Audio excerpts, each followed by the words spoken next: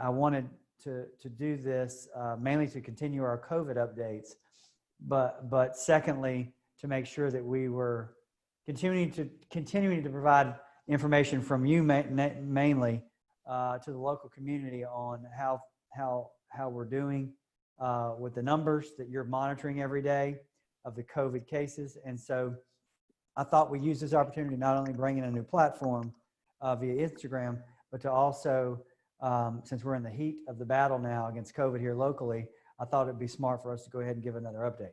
So here we are giving another update for COVID locally. And the numbers again keep going up and down, but today's percent positive, which again is the one that matters, with 15.6%, if I'm reading that correctly. It's a little pixelated on my screen. That is not the highest percent positive we had. The highest percent positive we had was 19.8, which was back on July the 1st, it looks like. Yeah. So we are still super high for percent positive compared to what we were back in March, April, May, and early June. And the worrisome thing is, obviously, we went from a place where you didn't know anybody that had COVID locally, or very few people knew, to now most everybody knows somebody that has it or had it. I know several people that have it or had it recently, which is obviously a big change. So tell us what the numbers are doing, Dr. Malone, and what that means for our community here locally. Yeah, so I'll share this on the Zoom for who's been looking at, or who's able to see the Zoom. And here's the Escambia County numbers as far as infections. We only had 94 that were, I guess, positive as of yesterday. And the percent positivity, as you had mentioned, is still 15%. And the goal would be down to be 1% if we really could get below there where we were in April. When you look at that graph, I don't mean to interrupt, but when you look at that graph, yep, yeah, that one in the bottom corner down there, the red one, the orange one, the red one in the bottom corner, that seems quite significant. These are the presentations to the ER with any kind of symptoms that would consist of like the shortness of breath, fever, headache, myalgias, and these obviously have gone up in the entire month of June. But I think the more concerning one is where we see a little spike here on this one, and that's the cough-associated admissions. So these are people that presumably are going in with some sort of pneumonia or exacerbation of an underlying breathing problem that could potentially also be impacted by having a viral infection.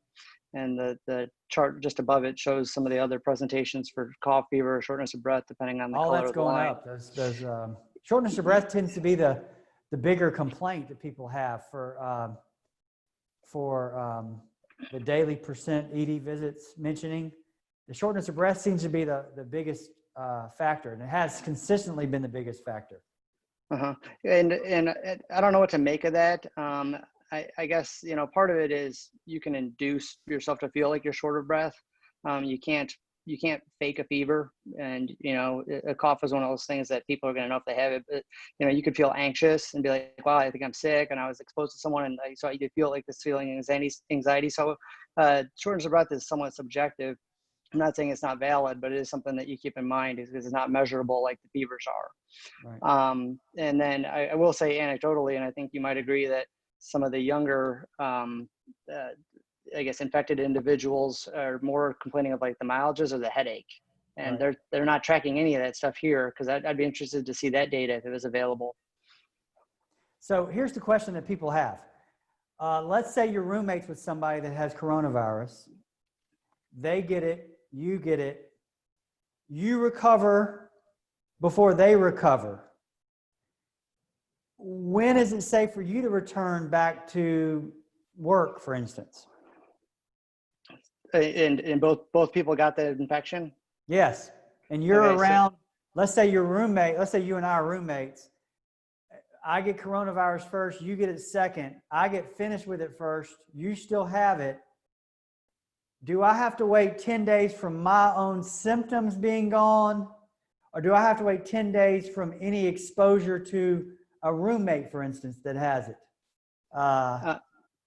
So for someone who has an acute infection, it's 10 days before you can re-enter back into your normal routine. And that's assuming you have 3 days worth of symptom-free time at the end of that 10 days. All right. So that's number one. But what if you're exposed to somebody that has the virus during your 10-day, whatever you call it, recuperation period? So if you're exposed to someone, then there's really not a whole guidance on that because, as you've mentioned a few times in the other videos, that the jury's still out as far as if immunity is something that once you get infected, you have immunity for sure. That's something that we don't have any data on. So I would say that if you are toward the end of your 10 days and you have a new fresh exposure to an infection, you probably ought to not get back into doing your normal routine right away. You need to, I guess, quarantine as opposed to isolate. My take on this is if you're exposed to somebody that has the virus, confirmed case of the virus, or they live in your house, then you need to wait until they're clear to go back into society before you declare yourself ready to go back into the workforce, for instance. Yeah. And then when you come back, you should be wearing a mask. Until we have a vaccine, we're going to have to do this mask thing. And we've talked about that numerous times, but is that still the understanding of the medical community? Yes. And so if you have one infected individual and one person who is exposed and no other infection, the exposed person is actually supposed to quarantine for 14 days. The infected person is only supposed to isolate for 10 days. It's counterintuitive. And so that's the part that people are getting screwed up. They think like, oh, I'm infected, I should be isolating longer. And that's not the case. Right. So if you have an exposure only, including someone you live with, you technically should be quarantined for 14 days. While the infected person could be back, re-entered into society, doing their thing, and you should be still sitting at home to see if you're going to be one of those late developers of the infection, day 10, 11, 12. Mm-hmm. Yesterday, there was a lot of publicity, as far as I could tell from my small amount of consumption in the news yesterday, that there was aerosols. They're more concerned now about aerosols getting into the ventilation systems potentially and spreading all over a room. The one thing that I think everybody needs to understand is, regardless of what all that is, if you're wearing a mask and the other person's wearing a mask, the data is between 75 and 100%, you lessen the chance of getting the virus. So 75 to 100 is a damn good probability when you're dealing with life and death issues potentially. Mm-hmm. So it just, I'm seeing people downtown, first of all, there's a lot fewer people downtown, which I think is great for purposes of this battle that we're here fighting. But the ones that I do see downtown, and I was at Baptist Hospital today too for a new case, and the people are wearing masks. Of course, they're wearing masks at the hospitals for obvious reasons, more than just the suggestion that you have to do so. You're required to do so to go in the hospital. But the people on the street just are wearing masks, which has not been the case here until recently, which is good. And I guess the closest parallel I can draw for what we do at the firm here day in and day out is it's like two drivers in an accident. If they're both wearing their seatbelt, chances of them being seriously injured goes down a whole lot. So you're both wearing your seatbelts and you're both wearing your masks if it's a two-person exchange. Good. That's a good analogy. All right, Dr. Malone, any other tidbits of information, any new data out that you looked at, any medical journals we need to make them aware of? Yeah, and we'll share the links on here. I provided some of the links beforehand. This right here is, I guess, a bit exciting. We know personally at the firm some of the lag on the testing. It was, I guess, frustrating and difficult to get a real-time read on things. And we had, I guess, joked, for lack of a better term, that this is kind of like picking your outfit based on last week's weather. Right. So here we go. The 15-minute tests are being approved as of yesterday. Another manufacturer and a lot of the labs throughout the country have the machinery ready. So it's just getting the reagent and I guess the test strip, which I don't know the exact setup for that. But the idea is that some of these 15-minute turnaround tests will be like what we've talked about, we're really hoping for, where if you go to the ER complaining of one of those fever, cough, myalgias, you're going to know if you have this virus likely before you get a chest x-ray result, which is the What's way great the about flu's that been is, and strep. Yeah. I don't know how costly they are, but if you could have one or two in every like little area, people could almost, before they go to work, they could run by one of these places, get a quick test, make sure they hadn't been exposed to the virus, and then look, I got a slip from the whatever that says I'm negative today, so come on into work. I don't know if it's that reliable, but it's. Well, that's the idea. And so in the medical community, they call it POC, point of care testing. And so it's gotten to the point where if you go to the ER complaining of chest pain, they're going to do a point of care troponin in the ER instead of running it to the other side of the hospital. So the idea is, can we roll this out at least in the medical facilities and some of the major test centers first, and then I guess God willing, it'd be something. It's at urgent cares and it's at, So what is it like? Some sites. solution that you shake up and then it turns its color or something? How does it work? No, it's kind of, I guess the closest thing I can draw a parallel to is like a glucometer. Like you get a little, for that, you're getting a blood drop and you're putting in the machine and it processes it. And that's how they do some of the point of care testing in ERs with regard to troponins and renal function, things like that. So they do take a sample from you, and it's not always a big blood draw. And I think some of these ones that they're approving, I think are going to be more salivary or mucous membrane samples. So good. That's the idea. So that was exciting to me to see, No an doubt. approval. It's an emergency That's actually approval. good economic news too, to be honest with you. Mm-hmm. Oh yeah. Anything that gets the economy back on a footing is important, and that a high-speed test like that is definitely what we need. Yeah, and then the other tidbit that I thought I'd share, and I know I showed this with you this past weekend here, and this is from the Texas Medical Association, and they kind of show you the risk of where you contract the disease, and it's got it from very common, everyday, mundane things. So like the lowest task on here is like opening your mail, getting restaurant takeout. Those are like the lowest risk type things. Then it goes all the way up to where they say the highest risk things are where, going Let's to a bar. Let's go through those. Eating. Sure. Eating what? Eating at a buffet. Eating at a buffet. Okay. Yeah, these are working the out at a gym, which work against each other. Don't do both of those things. Yeah. Going to an amusement park. Going to a movie theater. Interesting. Attending a large music concert. Going to a sports stadium. I guess they mean inside or outside, or does it matter? Yeah. Attending a religious service with 500 plus worshipers. Why is 500 such a important number for that? I don't know if they I think because up here at 7 they have like attending a wedding and funeral, which I guess would presumably be a smaller gathering. Oh, okay. So they tiered it out. And then going to a bar. Okay. Well, we know that this has been fleshed out with us in the state of Florida, because I think the bars and restaurants after midnight have been the place where most of the younger people have gotten exposed. But of course, you could have been their church too, so you never know. In any event, that's interesting. So where can people, if they're watching this, find these documents that you're showing?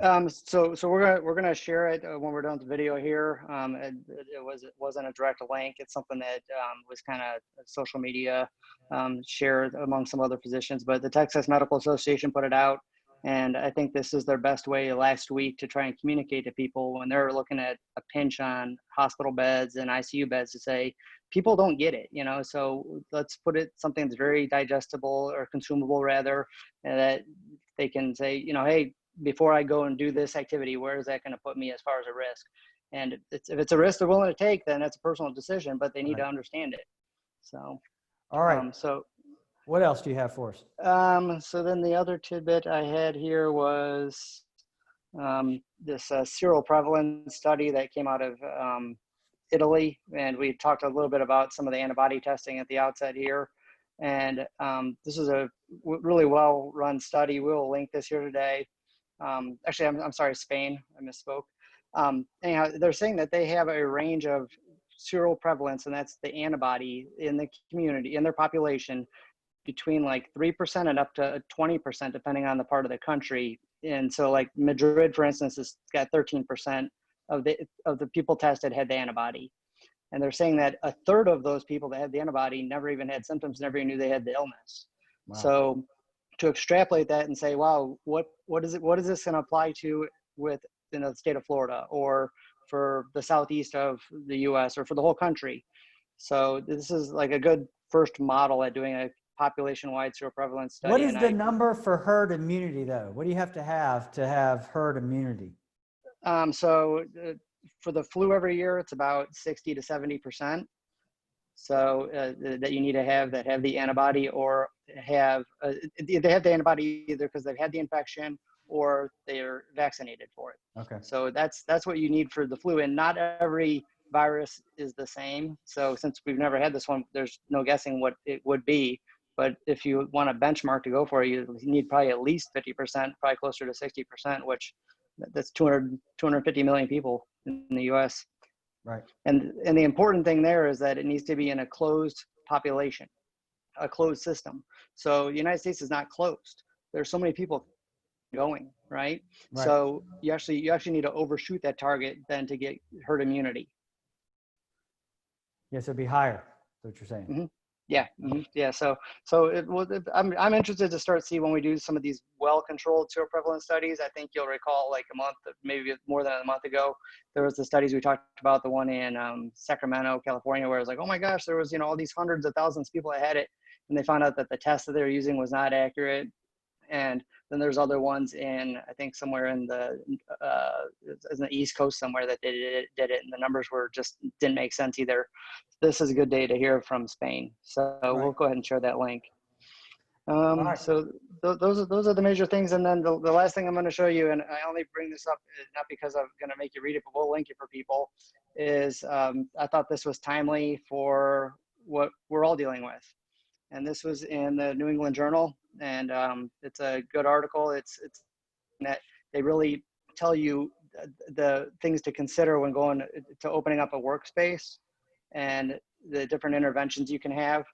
So, masks being the cheapest and most effective, and then the more expensive is testing and tracing and things like that. But this is a pretty good resource. It lets someone who's a small business owner or an employer look at this and say, hey, what can I grab onto?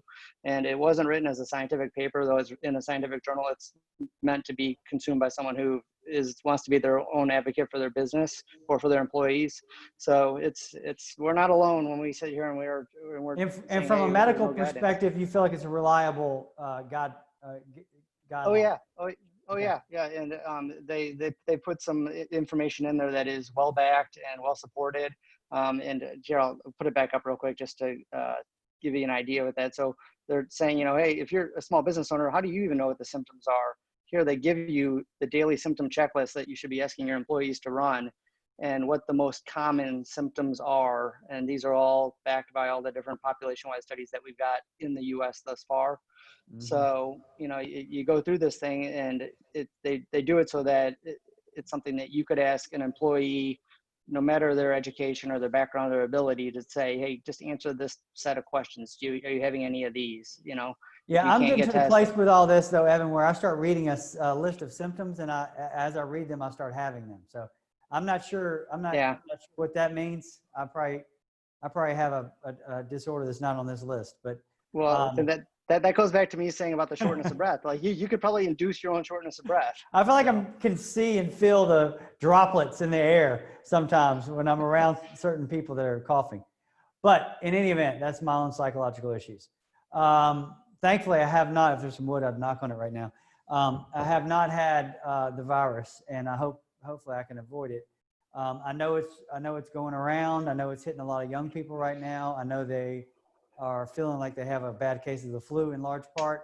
But if they're doing the responsible thing, they're playing it out and then staying put for a while, making sure they're not around anybody that has it, and certainly not exposing anybody high risk to the virus, right? Because we want that death number to stay low, or as low as possible. It's not low now. Mm-hmm. To stay where it is. Yeah, all right, I think Dr. Malone, I I appreciate think your that, time. Thanks for being on Instagram and Facebook today. I know that's a lot for people. We appreciate y'all tuning in, and we'll see you tomorrow. If you have any questions, you can find us on the web at zarzaurlaw.com or these various social media platforms. We're all over it. Y'all take care. Thank you.